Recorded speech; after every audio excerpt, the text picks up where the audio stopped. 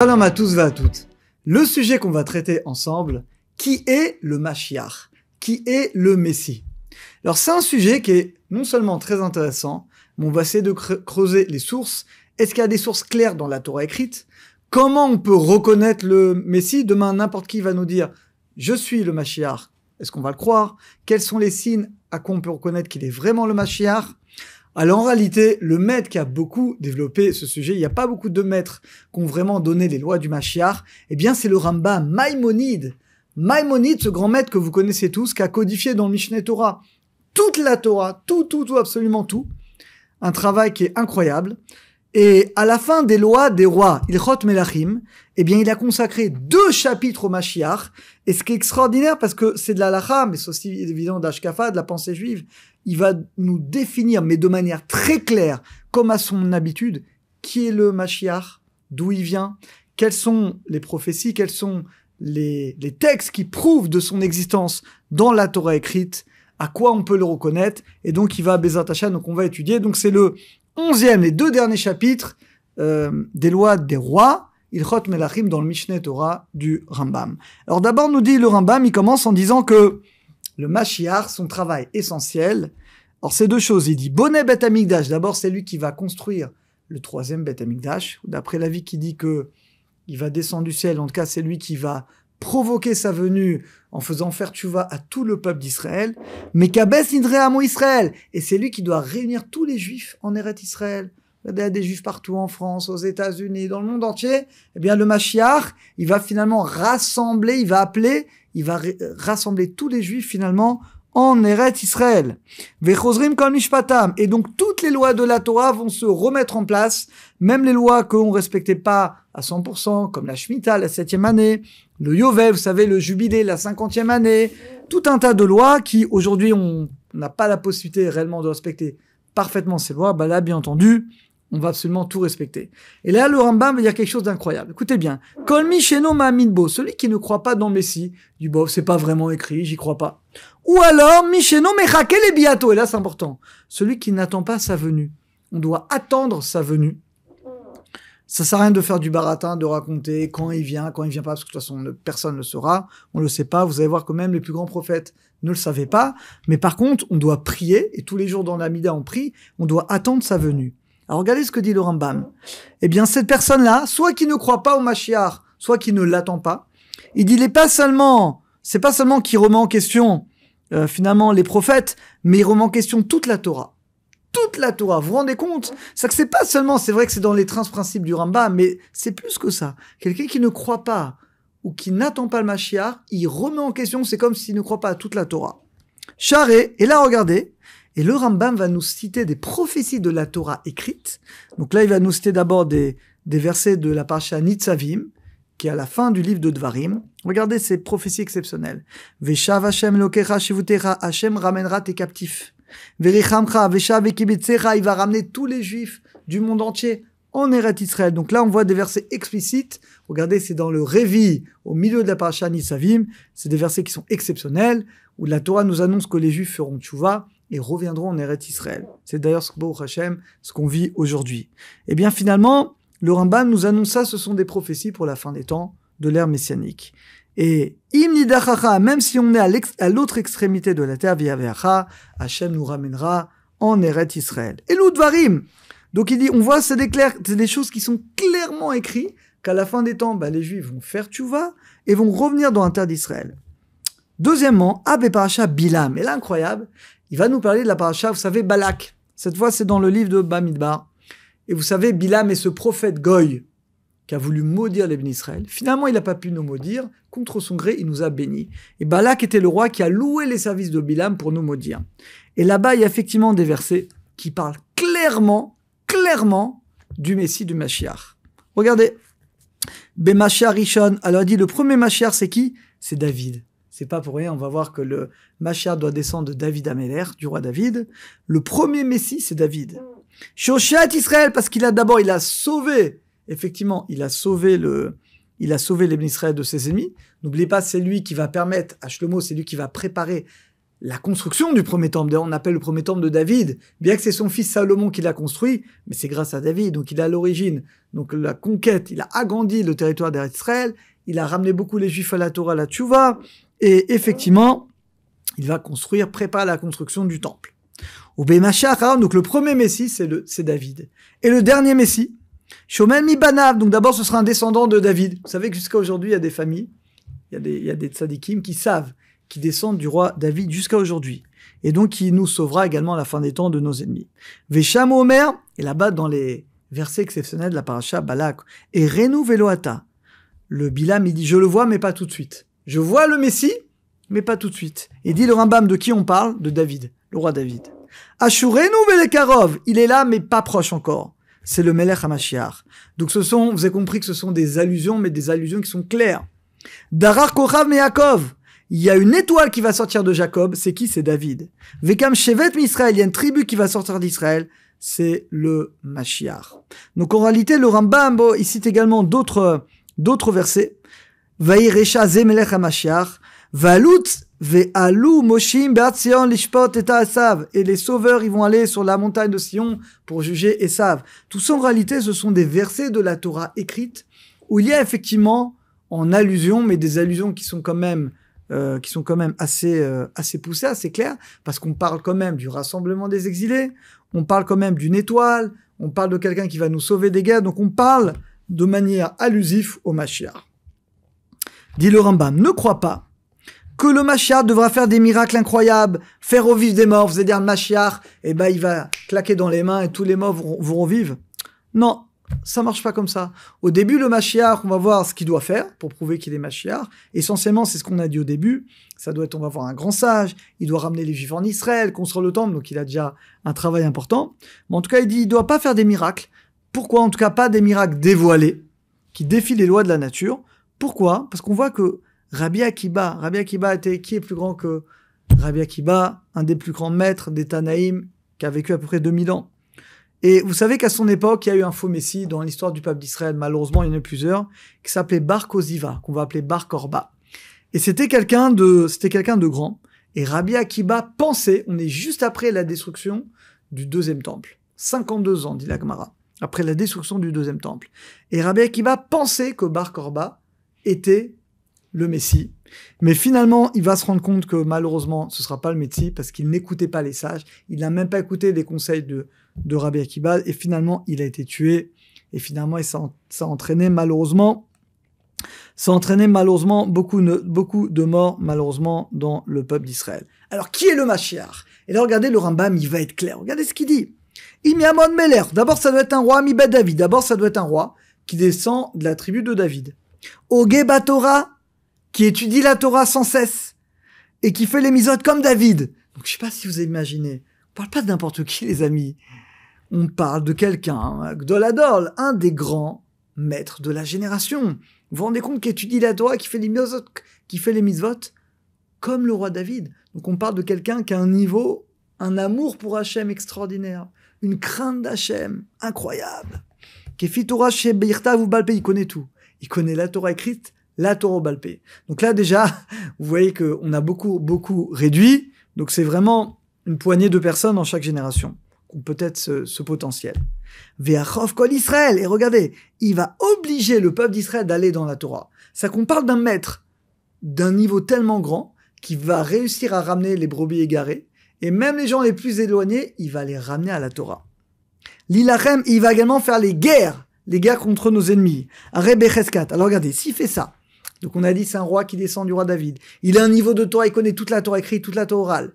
Il fait les guerres d'Israël. Eh bien, dans ce cas-là, ou Becheskat, il a une présomption d'être le Mashiach. C'est pas sûr encore. C'est pas sûr, mais il a une présomption. Et il dit le Rambam, si il réussit à ramener les Juifs en Israël et à construire le temple, alors là, c'est plus une présomption. C'est sûr qu'il est le Mashiach. Donc là, vous voyez, les amis, ce qui est extraordinaire avec le Rambam, c'est clair. Il n'y a pas de baratin. C'est clair, les amis. C'est clair. Je vous rappelle que le Mishneh Torah est un livre d'Halacha. Et c'est extraordinaire que le Rambam, même le Mashiach, qui est plutôt un sujet, on va dire, on aurait pu dire que c'est un sujet philosophique. Non, le Rambam, il nous donne des lois vraiment claires. et Vitaken, et il va préparer tout le monde entier à servir Hachem. Le but, évidemment, c'est tout le monde, après même les Goïm, évidemment, tout le monde va servir, bien entendu, à Kadosh Baruch Hu. Maintenant, la question que j'entends que vous êtes en train de me demander, mais quoi est le Mashiach? C'est qu'il n'y a plus rien, on boit plus, on mange plus, il n'y a plus de corps physique. Eh ben non. Aliade Alev, ne crois pas qu'au moment du Mashiach, il n'y aura plus de nature. Non. O Isham Chidouche, non. Et Olam Keminago Noeg. Alors c'est vrai que c'est une discussion dans la Gemara, dans Sanhedrin, une grande discussion là-bas, page 96, 97, 98. Et le Rambam va trancher comme Shmuel, comme l'avis qui dit qu'en réalité, le monde continue normalement. On dort la nuit, on se lève le matin, on mange, on boit, on travaille. Bon, on n'aura pas beaucoup travaillé, parce que Baruch Hashem, il y aura beaucoup de gens qui voudront travailler pour nous, pour qu'on puisse se consacrer exclusivement à l'étude de la Torah. Mais le monde continue normalement. Et dit le Rambam, les fameuses prophéties de Ishayahu, où on dit que vous savez, la gazelle dormira avec le lion, etc. Alors, il dit ça, ce sont des machalim, ce sont des paraboles. En fait, c'est une manière de dire qu'il n'y a plus de guerre. Il n'y a plus de jalousie, il n'y a plus de... Finalement, le Yetzirah, on va voir, est anéanti. Donc finalement, on reste tous avec un cœur pur, on est heureux, on est joyeux de servir Hachem, il n'y a plus de guerre, il n'y a plus de mauvais penchants. Donc finalement, on sert Hachem dans la vérité, il n'y a plus de vol. Et Israël est reconnu par le monde entier comme étant le peuple élu, et les Goïm, bien entendu, voudront s'associer à nous pour nous permettre finalement d'étudier de leur Torah. Et d'ailleurs, il faudra, Baruch Hashem, ce sera notre responsabilité d'enseigner la Torah aux Goïm. Alors vous savez ce que normalement on devrait faire. Pourquoi on le fait pas? On n'a pas tellement l'habitude de faire ça, parce qu'on a déjà beaucoup de travail dans le peuple d'Israël. Déjà qu'on ramène le peuple d'Israël, et après bien entendu on s'occupera des Hashem des Goïm. Et là, il va trancher clairement, c'est une Gemara dans Sanhedrin, il va trancher comme Shmuel. La Gemara dit, il n'y a pas de différence entre ce monde-là et le monde du Messie que Shibud Malchuyot. Vous savez ce que c'est Shibud Malchuyot? L'asservissement des nations. Bon, aujourd'hui, vous voyez qu'on fait pas ce qu'on veut. Ouais, regardez en Israël, on voudrait attaquer certains pays. Eh ben, on peut pas. On a l'ONU sur la tête, et les États-Unis, et cela, ça que finalement, on est un petit peu prisonnier. Eh bien, cette prison, entre guillemets, politique, eh bien, finalement, à la fin des temps, il n'y a plus tout ça. Le peuple d'Israël, comme à l'époque du roi Salomon, est reconnu comme celui qui est détenteur de la vérité, qui diffuse la Torah, qui enseigne la Torah au monde entier, et tout le monde, évidemment, le reconnaît. Donc, la vérité est enfin dévoilée. Iremishpatam, Divremi, Trilat et Motamashiach. Et là, regardez, dit au début, il y aura les fameuses guerres de Gog et Magog. Alors, c'est un sujet à part entière. Juste pour ouvrir la parenthèse en 2 minutes. Gog et Magog, dit le Harizal, c'est Gematria 70. Gog et Magog, c'est les 70 nations qui viennent aux portes de Jérusalem et qui, Baruch Hashem, à la fin des temps, comme c'est ramené dans le Malbim, dans son commentaire sur Hezkel, dans le 32e chapitre, il dit que là-bas, ils vont s'entretuer, il y aura Ishmael, Esav, il y aura des guerres entre eux, et Bezrat Hashem, nous, on sera que spectateurs, comme la guerre du Golfe, on regarde, comme ça, mais on n'est pas touché, c'est ce qu'on espère, ça dépend, bien entendu, de nos mérites. Donc là, il dit le Rambam, il dit que ce sera au début du Mashiach, les guerres de Gog ou Magog, que le Mashiach va donc conduire. Et regardez ce qu'il dit. Kodem Milchemet, avant ces guerres de Gog et Magog, il y a mon avis, il y aura un prophète qui va nous préparer. Qui est ce prophète? Vous le connaissez tous. Eliyahu Hanavi. Tout ça s'écrit dans le Rambam. Shenema, Ina Nochi Sholach Lachem et Elia. Je vous enverrai Elia, le prophète finalement, Élie, qui va Eshiv Lev Avot Albanim Levanim Avotam, qui va ramener le cœur des parents aux enfants, le cœur des enfants aux parents. En gros, il va nous aider à faire tchouva, à nous préparer pour que quand le Mashiach il arrive, on puisse être prêt. Parce que n'oublie pas qu'après, une fois que le Mashiach se dévoile, c'est trop tard, c'est qu'il n'y a plus de mérite, il n'y a plus beaucoup de libre arbitre. Le libre arbitre, c'est maintenant. C'est maintenant qu'on doit faire tchouva.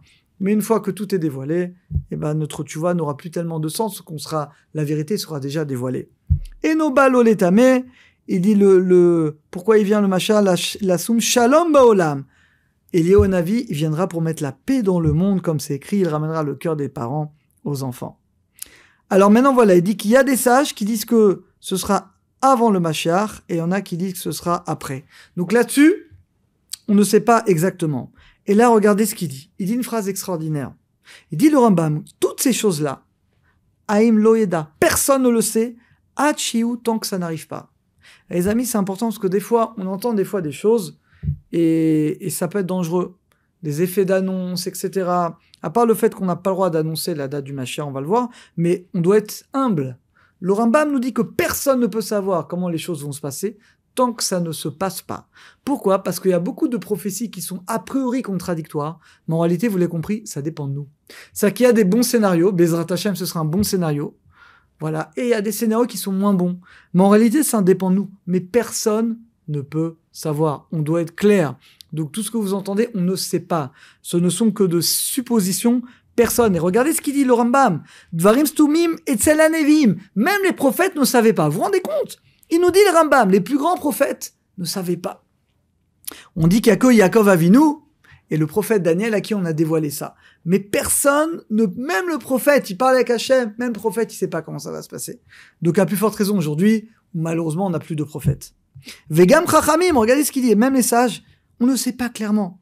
Les fikar, shesh marloket, c'est la raison pour laquelle il y a différents avis. Et c'est vrai que des fois vous allez avoir des bonnes prophéties, des fois des mauvaises. La vérité, on doit être humble, on ne sait pas. Le Rambam dit, on ne sait pas, tant que ça n'arrive pas, on doit prier, on doit faire tchouva, que la Géoula se passe avec miséricorde, avec rachamim. C'est tout ce qu'on doit prier.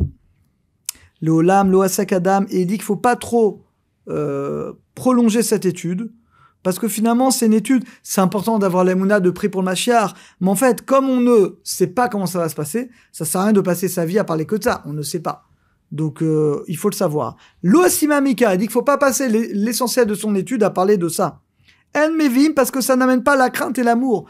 Les mots du Rambam sont extraordinaires. Le but de la Torah, c'est qu'on soit rempli d'amour et de crainte pour Hachem. Et ça, de parler du Mashiach, il faut le savoir, ce qu'on dit. Voilà, il écrit, donc on doit le savoir. Mais tu vas pas passer ta vie à étudier que ça. Parce que ça va pas t'amener l'amour et la crainte d'Hachem. Vechen le chashev akitim. Il faut pas calculer les dates. Alors c'est vrai qu'il y a beaucoup de maîtres du Moyen-Âge d'avant qui donnaient des dates. Vous savez pourquoi ? Parce que c'était tellement grave, les pogroms, l'Inquisition. En fait, c'était horrible ce qui se passait. Donc ça arrivait que des rabbinim donnaient des dates pour dire, regardez, il reste plus beaucoup. Gardez l'espoir. Si c'est pas vous, c'est vos enfants qui vont être délivrés.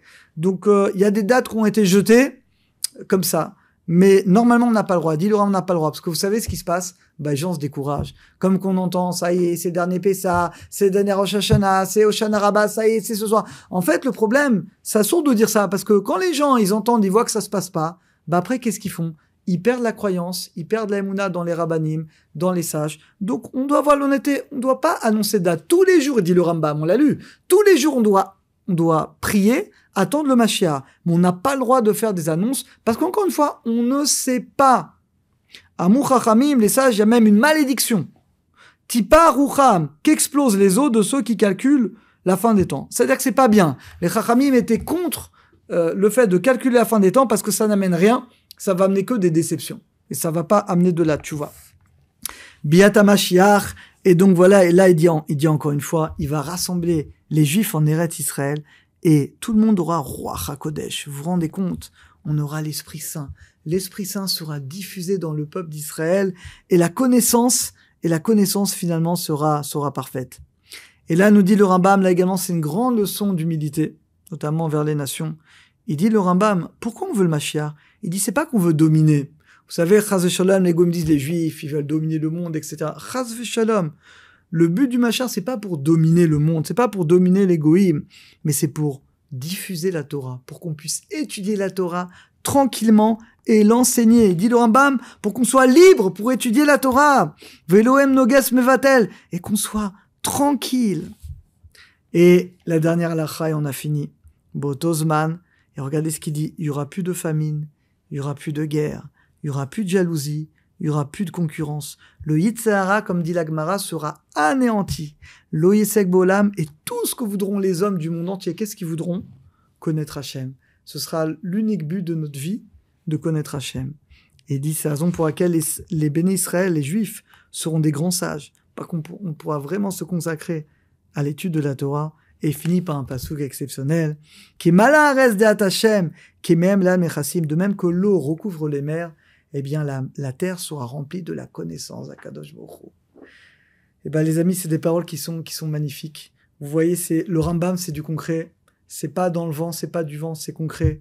Donc qui est le Mashiach ? Bon, on l'a compris. C'est un roi qui descend du roi David, qui sera un grand maître, qui commettra toute la Torah écrite, toute la Torah, qui ramènera le peuple d'Israël dans la Torah, qui ramènera les Juifs en Eretz Israël, et qui construira Bezat Hashem, le Bet Amikdash, et avant, donc, qui prendra part aux guerres de Gog et Magog. Alors, Bezat Hashem, que toute cette délivrance se passe uniquement avec miséricorde, qu'on ait tous le mérite de faire tchouva avant la venue du Mashiach, et qu'on soit fiers de l'accueillir, qu'on soit fiers d'accueillir notre Père qui viendra nous délivrer, et Bezat Hashem, qu'on soit tous Zoché, la Géoula, Bemera, Be'amenu, Amen, Va'amen.